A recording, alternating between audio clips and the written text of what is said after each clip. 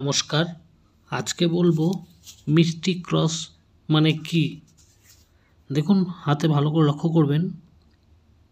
এটা হচ্ছে আপনার ব্রেন লাইন, এটা আপনার হার্ড লাইন। এই দুটো লাইনের মাঝখানে যদি ঠিক আপনার এরকম একটা ক্রস চিহ্ন হয়, সেটাকে মিস্টিক ক্রস বলা হয়। এই ক্রসটা যথারীতি দেখা যায় 1000 মানুষের মধ্যে 2 জনের হাতে দেখা যায়। ঠিক আছে, এই ক্রসটা কিন্তু, এই মিস্টিক ক্রসটা কিন্তু অতি সৌভাগ্যবান চিহ্ন একটা। আর এই ক্রসটা যদি আপনার হাতে থেকে থাকে, তাহলে মোটামুটি দেখা যাচ্ছে আপনার 38 বছর বয়সের পর থেকে আপনার উন্নতি ভালোভাবে গ্রোথ পাবে।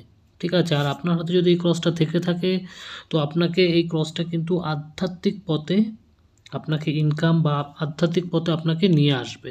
নমস্কার।